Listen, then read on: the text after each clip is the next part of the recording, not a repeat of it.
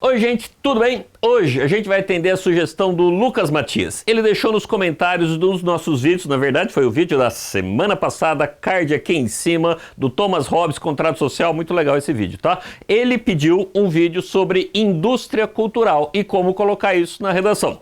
Bem, Lucas, seu desejo foi atendido e aqui vai seu vídeo. Vem comigo e todo mundo vem junto. Bem, como o Lucas pediu, indústria cultural é um conceito criado por esses dois senhores aqui, dando a mão, felizes amigos, o Theodor Adorno e o Max Horkheimer, e que aparece pela primeira vez nesse livro aqui, ó, O Dialética do Esclarecimento, que ninguém leu, mas é muito legal. Eles pertenciam, ambos os autores, à escola de Frankfurt, que foi uma corrente filosófica do início do século XX. E o que eles notaram, muito simplificadamente aqui a gente dizendo, é que a arte e a cultura, no século XX, haviam se transformado em produtos a serem vendidos por toda uma indústria. Para você entender isso, eu vou usar um exemplo. E o exemplo que eu vou colocar aqui é o Carnaval brasileiro.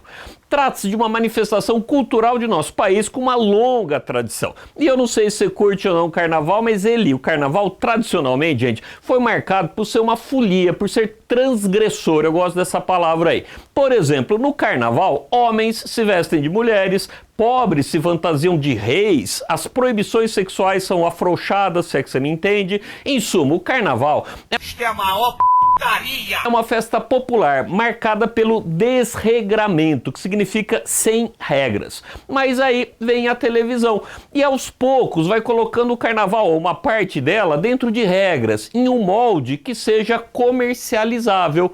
Entendeu isso já? Repara, por exemplo, nos desfiles das grandes escolas de samba do Rio ou de São Paulo. O desfile é organizado de tal forma que se torna um grande produto televisivo. As escolas, gente, são até cronometradas. Para mim, isso é o mais anti-carnaval que eu consigo imaginar. Carnaval com cronômetro, tá? Dá para entender isso? Cronômetro, gente, o relógio, ele foi criado lá na Revolução Industrial para medir a produção, o tempo de trabalho. Carnaval, em tese, é o oposto disso, é um não trabalho, é a folia, a subversão da ordem.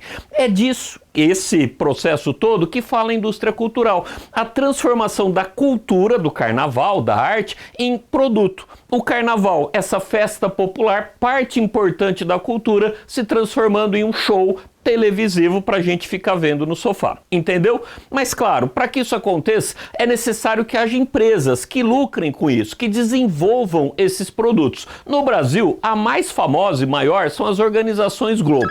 Essa empresa, você já deve ouvir falar, quem nunca ouviu falar, atua em vários ramos culturais, como a TV Globo, o rádio, a Rádio Globo, o jornal, o Globo, que foi onde tudo começou inclusive, no cinema, Globo Filmes, na internet com Globo Play, tem o G1 também, na música com a Som Livre, não é Globo Música, é única, tá? Mas é deles também. Enfim, é uma empresa que vive da venda de produtos culturais e de informação também.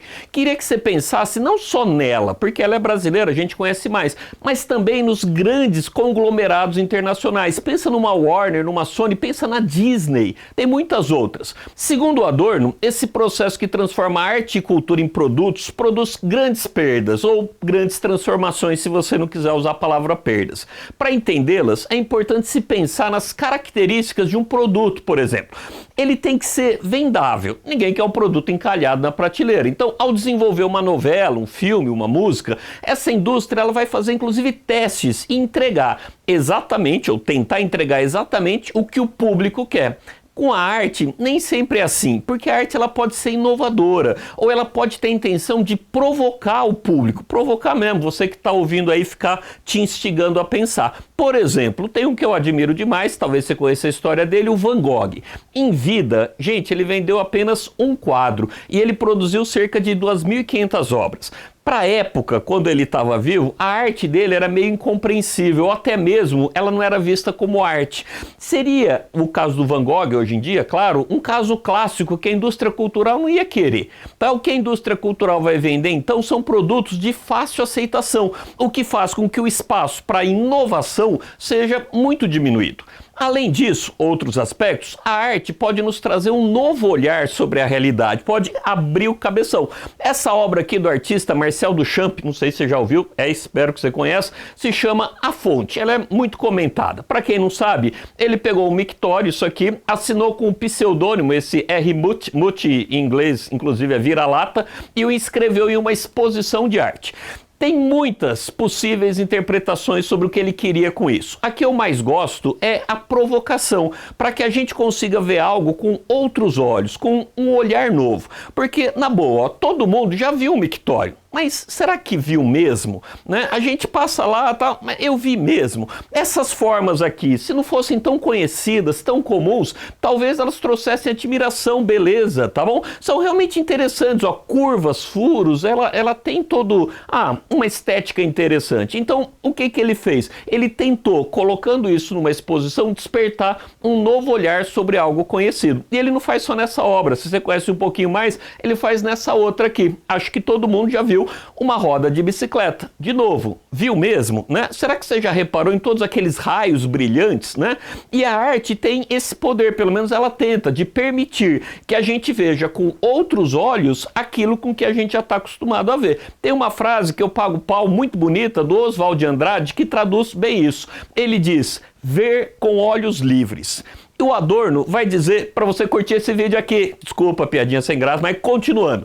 O que Adorno vai dizer de verdade é que a indústria cultural não vai permitir que isso aconteça. Ela não vai experimentar sem testar. Uma novela, por exemplo, gente, exige investimento de milhões, tá? Milhões. É quase 200 mil reais por capítulo, e tem 200 capítulos, tá? É um produto que precisa dar certo. Então, se houver algo muito inovador e o público médio não gostar, gente, ela simplesmente é mudada, mata personagem, muda enredo, coloca gente nova, porque tem que dar certo. Assim, essa indústria vai oferecer sempre mais do mesmo e que não exige profundas reflexões. Em suma, vai oferecer algo fácil, extremamente fácil para você e eu e todo mundo canta junto. Conhece essa aí, né? E uma outra característica dos produtos hoje em dia, para somar, é o da obsolescência. Já ouviu esse conceito? Isso quer dizer que os produtos eles são rapidamente descartados. É um celular, ele não dura muito tempo. E vai acontecer a mesma coisa com muitos filmes ou músicas. Não sei qual o último hit quando você está vendo isso aqui, mas uma música como Amiga do céu, meu boy me largou. Conhece essa, né? Some que ele vem atrás. Não vou cantar não, tá? Uma música assim toca muito por um pouco tempo, mas toca muito naquele tempo. E depois é substituída por outra. E depois por outra, sempre em novos lançamentos, mas que repetem o mesmo molde, o mesmo modelo. Por fim, e talvez um dos pontos mais importantes, é que praticamente todo mundo vai ouvir as mesmas músicas, ver os mesmos filmes, as mesmas novelas. Isso produzirá um efeito de massificação. Anota a palavra, é muito importante para esse conceito. Massificação, que é um processo em que as individualidades são substituídas por gostos padrão, por visões padrão, pela mesmice. Em suma, em resumo, segundo Adorno, sob os efeitos da massificação da indústria e do consumo culturais, as artes correm o risco de perder algumas de suas principais características. Anota aí, ó, uma delas, de expressivas, forma de expressão pessoal, elas vão se tornando reprodutivas, repetitivas, é a ideia da mesmice. Do trabalho de criação, elas vão se tornando eventos para o consumo, feitas para vender. Da experimentação do novo, eu gosto muito disso, elas vão se tornando consagração do consagrado. Consagração do consagrado, gente, é mais do mesmo, tá? É aquilo que deu certo, vai de novo, deu certo, vai de novo, tá bom? E de duradouras, elas se tornam parte do mercado da moda, que é passageiro. Eu gosto dessa palavra, efêmero, tá? Sem passado, sem futuro, descartável. E principalmente de formas de conhecimento que desvendam a realidade e alcançam alguma verdade. Elas tornam-se de simulação da realidade. De simulação é esconder a realidade, uma ilusão falsificadora. Tá bom? Bom, no entanto, a gente precisa fazer um contraponto. Há algumas críticas a essa visão do Adorno. Um contemporâneo, colega dele, o Walter Benjamin, vou pôr uma foto dele aqui, tem uma história bastante trágica, inclusive. Ele entendia, por exemplo, que o cinema poderia ser uma forma de levar a arte a pessoas que nunca teriam acesso a ela. Assim, essa indústria cultural principalmente pensando no cinema, teria o poder de democratizar a arte. E eu acho que esse é um contraponto para se pensar. Há quem diga também que o Adorno seria elitista com essa visão, porque ele estaria meio desprezando o gosto popular, aquilo que agrada às massas. Por fim, há questões mais ambíguas, talvez mais difíceis. Muitas vezes a gente não consegue delimitar claramente se uma obra se encaixa em um produto da indústria cultural ou se é arte. O filme Matrix, por exemplo, que eu pago pau, gosto demais, recomendo, se não viu, assista. Ele foi produzido por uma grande empresa, faturou bilhões, é essa palavra mesmo, bilhões de dólares. Mas, ao mesmo tempo, ele trouxe formas inovadoras de filmar. Você já deve ter visto as balinhas, os caras assim, e um monte de outras coisas legais naquele filme. Ele trouxe um enredo que levou muitas pessoas à reflexão, a tentar entender aquele mundo que estava surgindo. E aí, onde eu coloco Matrix? Eu falo que é arte, eu falo que é entretenimento, né? Talvez seja um pouco dos dois, é isso? E uma música do Tom Jobim? Eu falo Tom Jobim, você fala, isso é uma obra de arte? Sem dúvida, é uma forma de expressão do autor. Mas será que em momento algum foi pensado que a música seria bem vendida? Ele nunca pensou isso aqui vai dar certo, vai vender? Ele nunca pensou se o disco ia fazer sucesso, né? Várias das músicas do Tom Jobim foram lançadas por grandes gravadoras. Teve algumas que apareceram em novela da Globo, tá? E tocava lá na novela da Globo música do Tom Jobim. Inclusive, comenta aqui embaixo, tá? O que você acha sobre essa discussão de arte e entretenimento? Tô curioso, queria saber a sua opinião. Porque, enfim, os limites entre indústria cultural e arte não são simples, tá? Nesses casos, eu prefiro dizer que tem um espectro, guarda essa palavra também, um espectro, uma linha contínua entre o que é mero produto, tá? É um descartável produto mesmo, e o que é arte. E uma obra pode estar mais para cá ou mais para lá, pode estar no meio, tá? Essa linha, claro, gente, também ela é muito pessoal, tá? Eu tô pensando nas minhas formações, nas minhas percepções, beleza? Por fim, cabem reflexões novas mesmo, tá? De como a internet tem contestado essa indústria e como tem sido, às vezes, por ela utilizada. A internet, o YouTube aqui, a gente está na internet, como você percebe, pode ser um local de expressão com grande alcance e acessível por aqueles excluídos da grande indústria cultural. Por exemplo, que seria do Whindersson Nunes sem a internet? Ele seria conhecido, eu estaria falando dele aqui, existiria Porta dos Fundos na Globo? Será que a Globo ousaria fazer um programa com Porta dos Fundos antes dela fazer sucesso na internet? Seria possível, por exemplo, um canal que eu recomendo demais, gente, o Tempero Drag, já ouviu?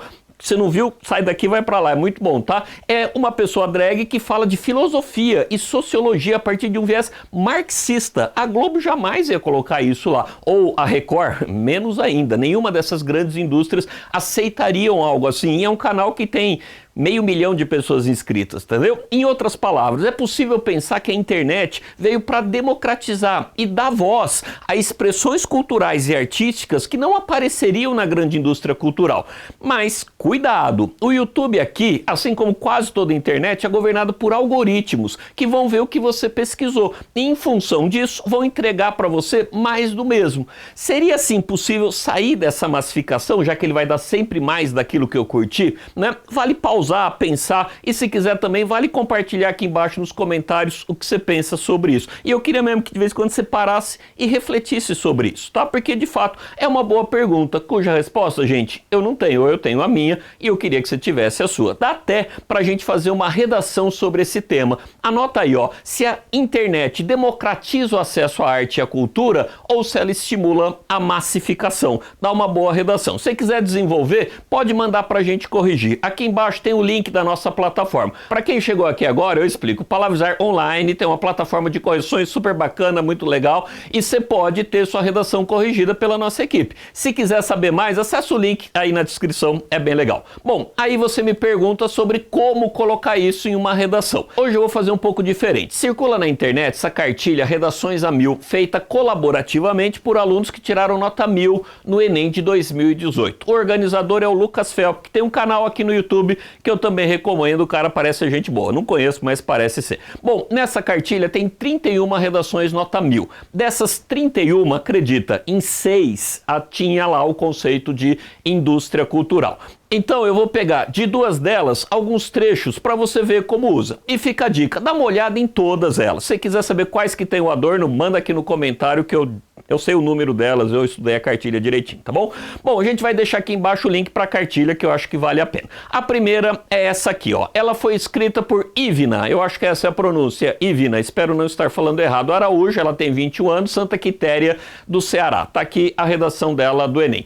Eu vou ler o terceiro parágrafo, que é o segundo da argumentação. E para quem não sabe, o tema lá de 2018 era a manipulação do comportamento do usuário pelo controle de dados na internet. Então, lê comigo. Nessas circunstâncias, deve-se ressaltar a importância econômica da problemática. Em face disso, Adorno traz em seus trabalhos o conceito de indústria cultural, em que há uma objetificação do homem pela mídia, passando este a seguir os comportamentos ditados pela seara midiática. Seguindo essa linha de pensamento, as empresas que utilizam os dados dos usuários presentes na internet para promover seus produtos estariam interessados não no bem-estar do indivíduo, mas nas benesses econômicas, promovendo a circulação de ideias e mercadorias, com a ausência de um conteúdo crítico, permitindo com isso a massificação desses comportamentos.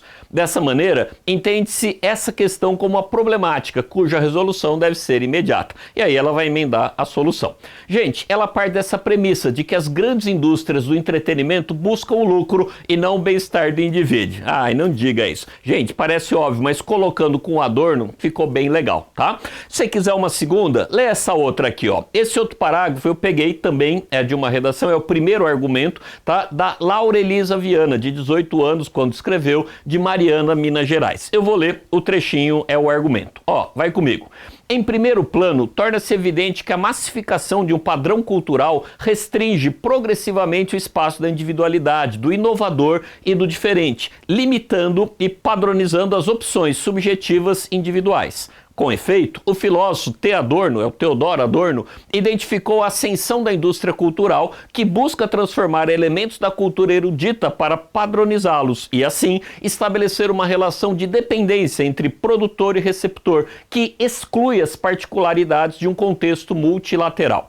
Em decorrência disso, o mundo globalizado reforça, por meio de propagandas direcionadas de acordo com os dados pessoais de cada usuário, uma cultura ideologicamente predominante, minimizando o apoio a qualquer tipo de movimento contracultural. Nessa aqui, gente, o enfoque não foi na questão do lucro, foi na questão da padronização dos comportamentos, que também está presente na obra do Adorno. Gostou?